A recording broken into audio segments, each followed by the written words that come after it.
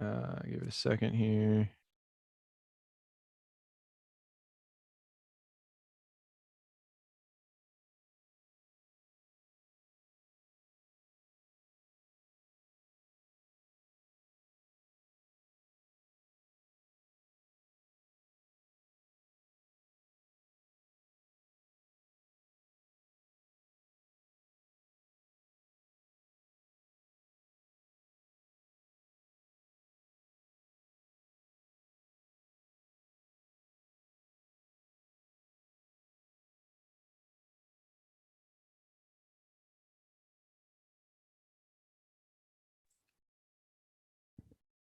Hey, can you hear me? Yep. I do not know what just happened. Oh, no worries. I thought you went until you pushed me into a studio or something while you're doing a YouTube intro, but no worries. That's funny. Now we're oh man, 1 second. I don't know what is it's like we're Jesus Christ. Okay. Okay. Technical issues are off. Let's actually get this recording. All right, here we go. Cool. Going live. 3, 2, and all right. Welcome back to another episode of the Real Estate Investing Club. Today we have Mike DeHaan with us from Washington State, Spokane. I never have my friendly Washington people on this podcast, so I'm super excited to have him on here. He is from Collecting Keys, a master at wholesaling and flipping. So all you wholesalers and flippers out there, this is the episode to listen to.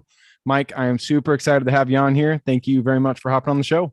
Yeah, awesome. Thanks, Gabe. I appreciate it. And likewise, I feel like most of the people that we have either on my show or shows I'm on, they're always out east or in the South or somewhere like that. We don't see a lot of Northwest folks for some reason.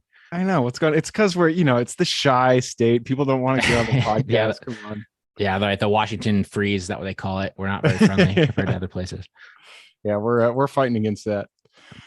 All right. Well, hey, man, I told you before we got on the show, we like stories. We like to hear how people got to where they are. So take us to the beginning of your story. How'd you get started in real estate? Yeah. So, I didn't grow up in a real estate family. I always like to say that to start because I know a lot of people did. And I grew up in a family where my parents bought the house that I grew up in the 80s before I was born, and they still live there. So, real estate wasn't really a big part of their life. I went to college. Well, I guess first of all, I grew up out in Bozeman, Montana. Okay. Back when it was a cattle town, not when it's like the mecca for skiing and fishing and rich tourists like it is now.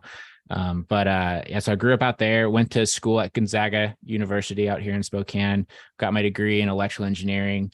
Didn't really enjoy school while I was going through it, but I started school sort of during the financial crisis, and the MO for everybody was to go and get a hireable degree because no one had jobs and everyone was sort of losing everything at that point. So I went to school and I ended up doing engineering strictly because the first career fair that I went to my freshman year, there was 8 companies there and all of them were engineering companies. And I was like, well, cool. That seems like a clear path to some level of success and security. So went through there, struggled through school because it was not really my thing, but, made it through somehow and graduated on time. Moved out to your neck of the woods, actually in Tacoma, worked down there at Boeing for a spell. And pretty much from the first day, I realized I'd made a mistake, and it was not for me at all. But I toughed through it for a few years, decided that I was, jumped through different departments trying to find something that I liked. Ended up that it was the area that I didn't like. So I got a job out here in Spokane at another engineering company. And then the eye-opening thing for me was at that company, I really enjoyed working at the company. It was a Vista Utilities, a local utility out here. Great company to work for. I just hated the job. And I just decided that I needed to do anything else but that. So in January of 2018, I just quit. I basically decided that I was going to give up my salary and just try to figure out what I wanted to do instead of being an engineer. I didn't have any real plan. At that point in time, I decided I was into fitness and I was coaching at a gym. So I wanted to go into physical therapy, worked in a PT clinic for a month, and then decided I hated that. I was reading about business, reading about entrepreneurship, reading about wealth building.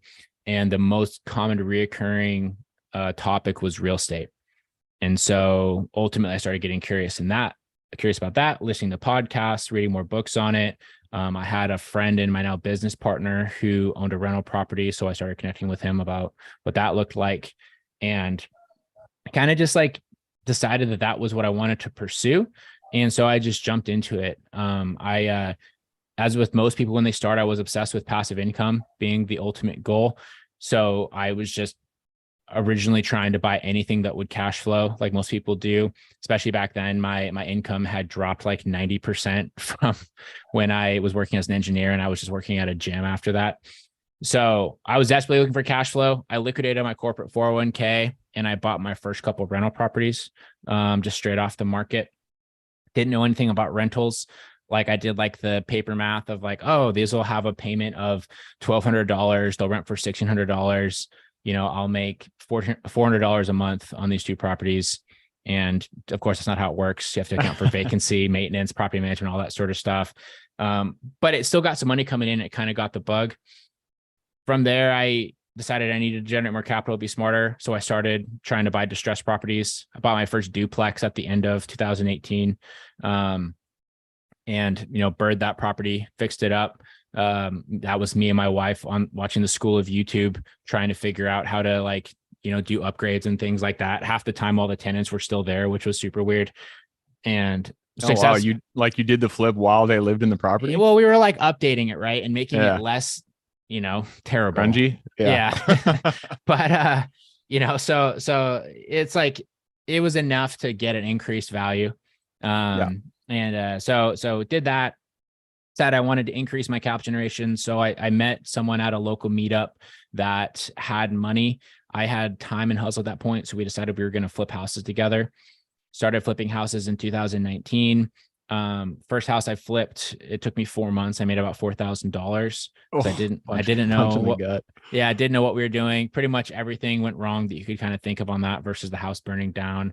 Right. We had like flooded the house. We had the pipes burst. Oh God. We had like a break-in that went on. We had all sorts of weird stuff. We had contractors steal money, you name it, it happened. But started getting some like large checks as I started to flip more and more deals. And then late in 2019, I got invited to kind of like the Cool Kids Club here in town, of meetups, which it was like one of the wholesalers put it on mainly to build his buyers list, right, with like key people. And I got invited to it. And I started meeting the deal finders whose deals I was looking at. And I was like, I'm not like, these guys aren't that much smarter than me, if at all. Like, I feel like I can do this. And so I decided at that point that I was going to go off market, and start marketing myself. Also, you had done everything on market at this point, or at least through a wholesaler, through a broker or something like that. Yeah. So a lot of the stuff we were finding before that we would buy as either REOs, or, I would buy from other wholesalers. I mean, I'd only done 5 deals at that point. Okay. So on market, they were REOs, or I'd buy from wholesalers. Nice. And decided I was going to, instead of paying them fat fees, I was going to figure out how to do it myself. And so I, reached out to my now business partner. The person I was flipping houses with had no interest in that. So we kind of parted ways. I reached out to Dan, who's my now business partner, my best friend from college, and kind of the one who got me introduced to real estate. And we decided that we were going to start up working together. A bunch of stuff happened between then and now. But if you fast forward to where we're at right now, we now have a total team of 17 people, and we're currently wholesaling in 22 different markets around the United States. So it's that's a big leap from where that all started. But there's a ton of stuff in the middle, and I've been rambling for a little bit, so I figured. No worries. I love your story. I connected a lot because I was a corporate guy too, and I just couldn't take the grind and had to figure out a way out. So. Love that. You mentioned at the beginning of your story that when you first decided that you needed to leave, you started reading books. Was Rich Dad Poor Dad, was that the first book you read? No, it actually wasn't. So the first book actually that pushed me over the edge of like kind of like the corporate mindset was the 4-Hour Workweek. Oh yeah, Tim Ferriss. Yeah, Tim Ferriss. So that really got me thinking. And funnily enough, I was on a trip with my now business partner, Dan. We were in Hawaii, me and my wife and him and his wife. And I was reading this book and I was like, dude, we don't have to do this anymore. Like this book has changed everything. You don't understand. And he wasn't bought in for years after that. Like that was 2017 still. And he wasn't really bought into it until 2019. That kind of like started to get me going. And then, like there was just other, like, the Millionaire Fast Lane was another one that sort of has that same, I guess theme of like leverage and like using the internet and things like that to make more money. And that's really been the basis of even my real estate business. So like our whole business now is still virtual. We've been virtual since the beginning. Our entire team is, not necessarily overseas virtual, but they're all location independent. So we have our team can be anywhere, and we built that foundation from the start because my goal was always to not be tied down to a location. Yep.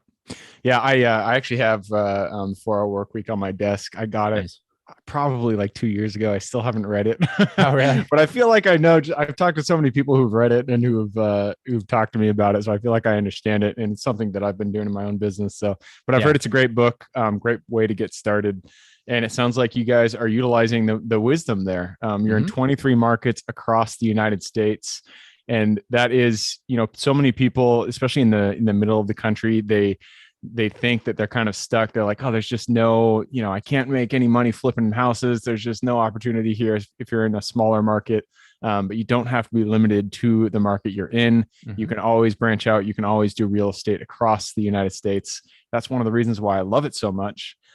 So let's dig into that a little bit. Let's make that the theme about this podcast, is doing out-of-state investing and utilizing a VA team to really scale your business and do it, location independent, regardless of where you are, being able to invest in all the markets wherever you want to invest. So let's go back to the beginning a little bit. You started in Spokane in Washington State. How did you start making those first few moves to expand your business outside of your local area? Yeah. So we didn't actually do that for the first couple of years, right? We stayed almost exclusively to Spokane until about late 2021. Right. So and when you were in Spokane, were you guys doing all the stuff yourself? Were you utilizing VAs? How was your business kind of set up at that point? Yeah. So I'll say first off, when we started, wholesaling wasn't necessarily on the radar for us at that point. I was still obsessed with cash flow. I still wanted that passive income. And so I remember Dan and I's first meeting, our goal was we wanted to buy 50 houses in the next 10 years. Right. And that was kind of our goal. And it had to be cash flowing rentals. We kind of had like a buy box that we were looking for. So, went down that route. We joined a mastermind that focused on lead generation and, building like a pipeline. Started down that route and, just started marketing. And very quickly, what would happen was the deals would come in. There would be opportunity there, right? Because we were marketing to people that had financial issues. They had motivation to sell, but we didn't want that property. Like it was in like a bad part of town. It needed a ton of work. There was a bunch of things wrong with it. And so that's kind of how wholesaling came on the scene.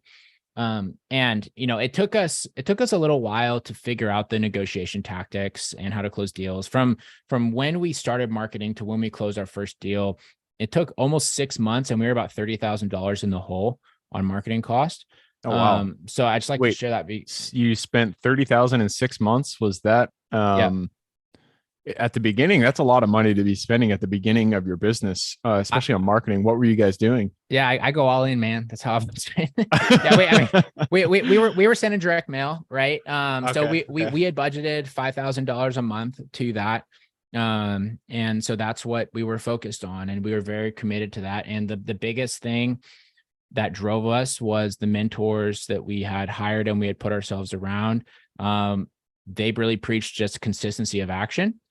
Right. And so we said, if we're going to do this, we need to commit to it. And also too, I will say that we had the opportunities coming in the door. Like we could tell from like the conversations we were having that there was opportunities there. We just didn't know how to capitalize on them.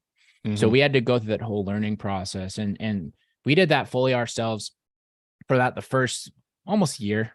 And then I went to an in-person meetup with our mastermind group, and we were going through the CRM. At that point, we closed like 7 deals. We made a little bit of money. but we were still struggling. And he said to us, we were going through our ceremony, he's like, I think the problem is you guys. He's like, I think you guys just suck at sales.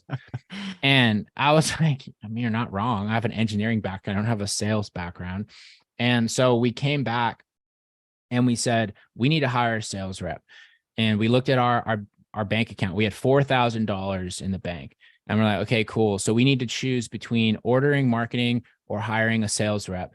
And then we kind of just decided, well, or we could order marketing and just hope that our sales rep closes deals so we can pay them. And we're like, okay, perfect. So that's what we did. So we literally drained the bank account and started interviewing people to come and work for us. And we had no business hiring anybody. Like, we had no money.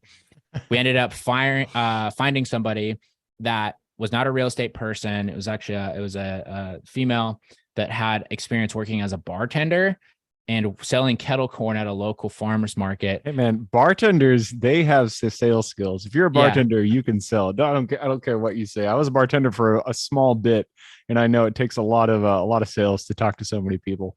Well, yeah, exactly. And then also too, as we were going through it, we're like, she kind of like is used to our clientele.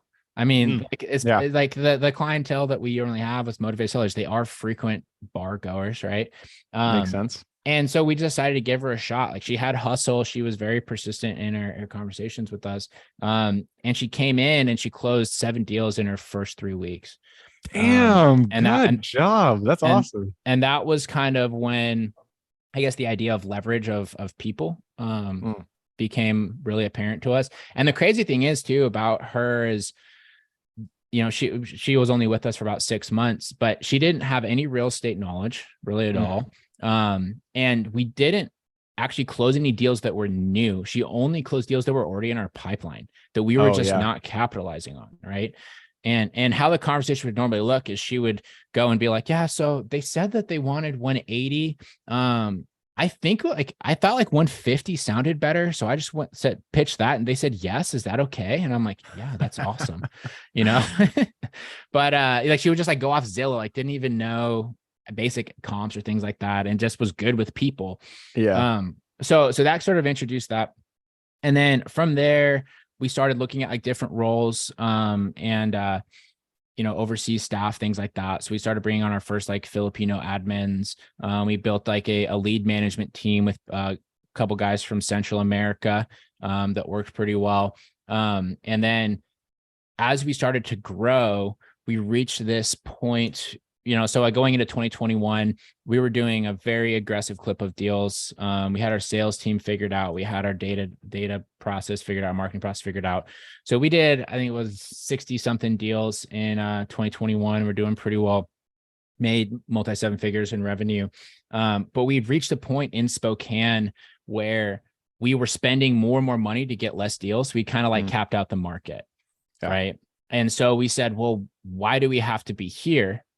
Why don't we try and go somewhere else? So we basically threw a dart at a map and ended up in Knoxville, Tennessee. It's a good place to be. Yeah, it was, especially back then. It wasn't as blown up as it is right now with all the Smoky Mountains, as popular as that's gotten. So we ended up there, and we literally just took our same marketing tactics. We planted it there. We started getting calls. Everything sort of worked, and we're like, this is easy. Like, why don't we just like stick to this plan?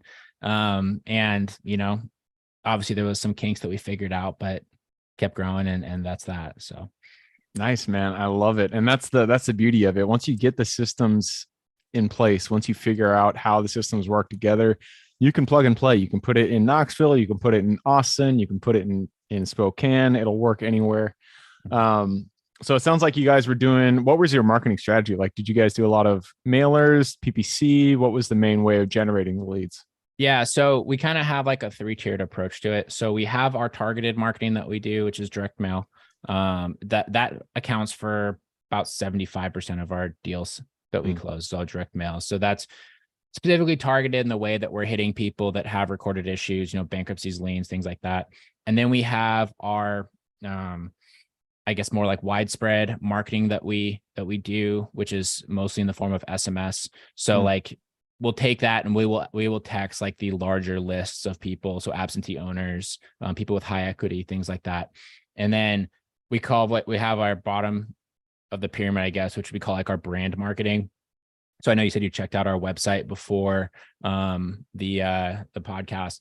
We've really it's a good tried looking one. If you guys want a good example of a buyer's website, check out.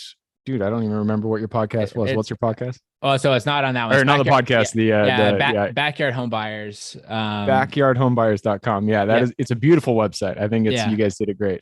Yeah, thank you. So we've always focused on building that very professional looking brand. And then on top of that, what we do is in every market that we drop into, we do geo-specific website retargeting.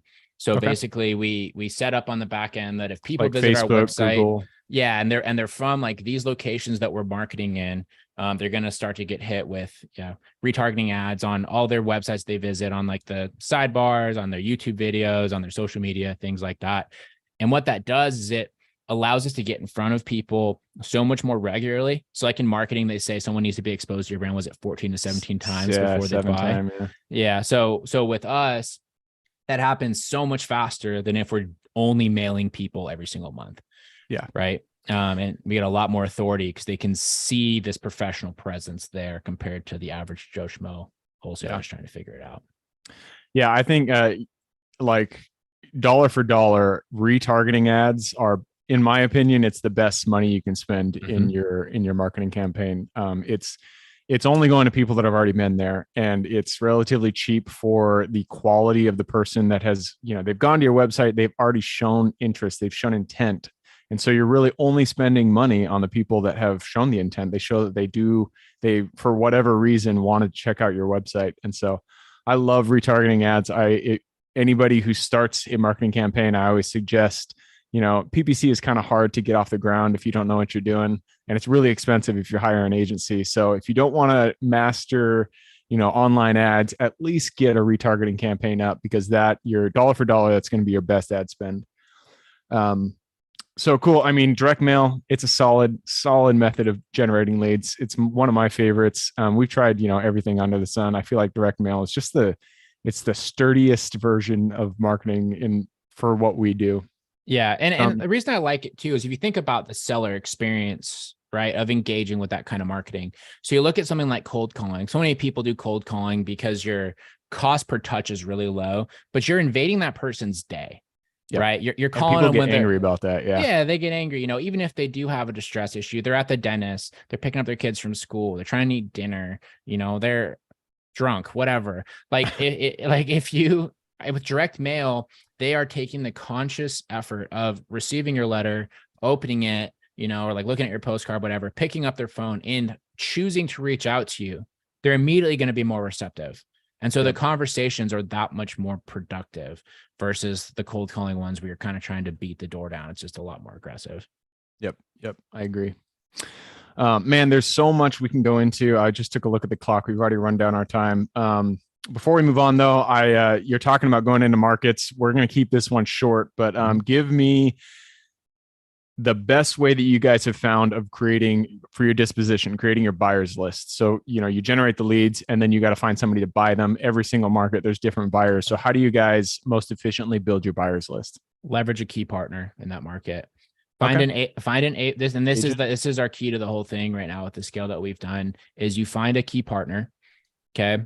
You have them. Is that like a broker or a real estate agent or just another wholesaler in the market? Whatever it is, it doesn't matter. We've kind of had it be like a key flipper. We have a couple of our markets that we literally just sell everything to the same person. Okay. We have some of our markets where they have like a list of buyers, they have connections, things like that. But the key is, right, and this is very important. This is something that no one else does, I don't think. You have to have them be willing to make a financial commitment to help fund the operation. Interesting. Right? Okay. Because if they don't do that, they will never treat you and your opportunities with that much, intensity, respect, because they don't have any skin in the game. Yep. Right. So you find someone that's willing to put skin in the game and establish that partnership with them, that joint venture partnership. And it is the easiest way to launch in any virtual market. Right? No, that makes a lot of sense. And that is surprisingly, that's the first time I've heard of that. So before we go on, give me just a little bit more detail. how do you structure it, and what kind of buy-in are you looking for? What is the money going to? You approach this person, you say, hey, we market for properties, we need X amount of dollars for what? Yeah. So we have a few different ways that we structure it with people, right? So it all depends on the individual and what they're capable of. So we have some people that we basically split marketing costs with them, and then we split upside. We have a couple people, what we do is, and it's funny, this kind of came around when we started the first very serious buyer that we started to work with, where they were looking to just like keep a ton of properties, but they didn't want to pay us the wholesale fees. So we call it like our partnership program now. But they basically pay us to cover the entire cost of running the whole operation. They cover the marketing costs. We run the entire back end. We close all the deals, and then we just sell it to them for a pre-established fixed fee, right? So it's almost like they're hiring us to be their own private wholesaler. Yeah, I was going to say, it's almost like an agency model. Like they're hiring you to market for them. Yeah. Yeah, exactly. And it's still under our brand. And we still run the sales team. We're still closing the deals. We're just doing everything. But we've already pre-negotiated our exit strategy with them. And so what it allows us to do is it reduces our risk on the marketing side. And it allows us to always have an exit strategy in place to reduce our risk on the disposition side. And so we can just focus on what we're good at, which is the marketing and the sales. And it works out really, really well. And, like all the relationships that we have are a little bit different. Every market that we're in virtually, we have this key partner. And some of them, like I said, we split the upside and we carry some of the costs. Some of them, they carry all the costs and we take less of a upside. And, you just got to find someone that is, actually able to perform like they say they're going to, willing to put that skin in the game so that they give you the respect that you need. And that you have like a good working relationship with and kind of like gets the wholesale process. Because something else that a lot of people don't realize is wholesaling is very different than like, if you're a recreational buyer that buys a couple of properties a year, or you're a realtor, right? It is very fast paced. You have to make decisions without a lot of information. A lot of the time you have to be able to act quickly, and you are taking more implied risk when you're buying these kind of properties, because you're never going to be able to do the due diligence that you want to do on like a retail purchase. Yeah, you never know what's behind walls. I'm telling you that much. Yeah. There's crazy things people put in these walls. Right on, man. Well, that right there, that was a good gem. I really appreciate you sharing that. I did take a peek at the clock. It looks like we've way run down the time, so I'm going to move us on to the next, or to the quick question round. Are you ready? Sure. Let's do it. Starts with books or any form of education. You've already given us a few, but we're going to redo it. Give us 2 recommendations, one for general life wisdom, one for real estate specific. I can't say the same ones. But 4-Hour Workweek for like a general life wisdom. Like I love that book, man. Just like the whole concept of it too is really good. Outside of that, general life wisdom, Never Split the Difference.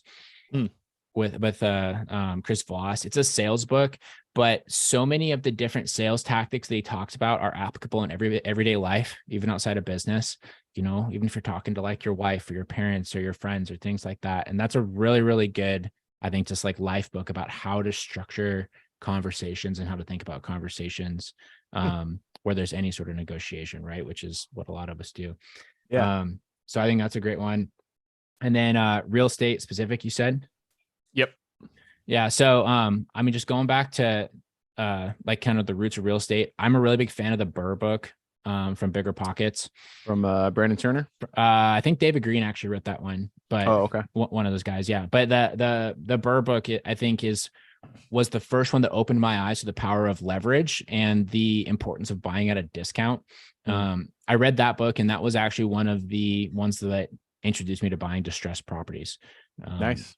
And, that's also one of the reasons we've been able to scale our portfolio so rapidly with not a huge amount of our money left in the deals at this point. So perfect. I love it. Never Split the Difference. I've had that recommended to me a number of times. I haven't read it yet, but I'm going to have to pick it up because so many people say good things about it. It's really good. We've given it to a lot of our sales guys over the years too. Just a lot of really actionable advice. And I always appreciate books that, like I said, actually like give you like a playbook for something and not just like a theory. Like they actually give you things that you can use. This is what you actually do. Yeah. Right on. All right. I'm going to move us on to the next question. This is for your younger self. So let's go back to the Mike who was still at Boeing over here on the West Side. Go back to him, look him in the eyes, give him one piece of advice moving forward. Like how early in my Boeing career are we talking? Like when I just started, or are we talking about after I was like 4 years in already? Let's go back to when you just started. Yeah. So when I just started, I would encourage him to not worry about what everyone else thinks. Oh, we back. You're back. All right. We had a little bit of a sorry about that. So keep going. Yeah, I'd say I'd encourage him to stop worrying about what everyone else thinks and leave that job. Yeah, I those years of my life that I was there, it was, can't even really tell you what happened. I kind of just like went into autopilot. I went into corporate drone mode, and it failed. I mean, I saved up money. I had about 130 grand when I started my real estate journey, which was definitely very helpful, obviously, especially to like take the leap. It gave me a barrier, but I also think about how much more I could have accomplished if I had left that much earlier instead of just not gaining any skills and not doing any learning for all those years that I was there. Yep. I'm going to jot that down as another guest on this podcast who said they wish they started earlier. I ask this question every time. Probably 90% of the people say they wish they started earlier. Mm-hmm. So if you guys are out there, you haven't started real estate, you're just, thinking about it. This is your individual message to get started. Go out there, just get a deal done. Everybody wishes they started earlier, me included. So just go out there, get your first deal done, and you will not regret it later in life. Absolutely. All right. Next question is a good question for you. This is about your business. The first three positions we hire form the foundation of our business. So what are the first three positions you hired, and would you do it differently if you did it again today? Yeah. So the first three positions that we hired were a general admin to just do a lot of our back end, like data management, things like that. And then there was an acquisitions manager, and then a lead manager. And nice. I think that that's probably the order that I would do it again as well. I think the only thing that I would say to people is if you're in a position where you find that you are really good at the sales piece of this style of business or of real estate. So many people, they're really good at sales. They try to find an acquisitions manager and they're constantly just disgruntled because that person does not perform as well as them. If that's you, that's fine. Stay in the sales role as long as you don't hate it, and instead find a operator to work your back end and your marketing stuff and make that your first hire instead of the salesperson, and hold on to that a little bit tighter. But yeah, so for me personally, I'd keep it the same, but I have good friends that tried to emulate the same thing and it did not work out. And then as soon as they found that operator, they did much better. Yeah. Yeah. I think that's great advice is stick with your strengths, hire for your weaknesses. Yep. All right. Next question is about the US. This is another good one for you. There's a lot of opportunity out there, a lot of metros to invest in. So what is the single city, the single metro that you're most excited about investing in today? It's a good question as well. So I will say the places that we have had the most success, and that I get the most excited about when we start working in these markets are, well, I guess you can pick any metro, but go about an hour outside of the core city area, right? And they're usually the places that not nearly as many people are looking for opportunities, but you can still picture the path of progress being there.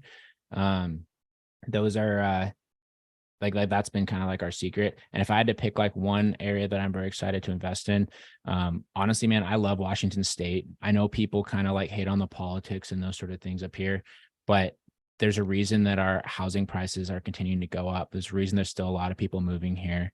I mean, it's a beautiful area.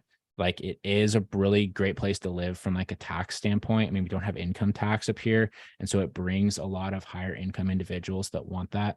And, like still for the most part, all of my personal holdings I'm looking to continue to acquire are in Washington. Yeah, no, I love Washington. I could never live anywhere else. I know I rag a lot about the clouds here in Seattle on the podcast, but I feel like I should stop doing that because it's not doing it justice. I absolutely love Washington. It's my favorite state. So invest where you're at. Love that. Moving us to the next question. And this is about mentors. None of us are islands. We all stand on the shoulders of giants. So who is one mentor who contributed significantly to your career today?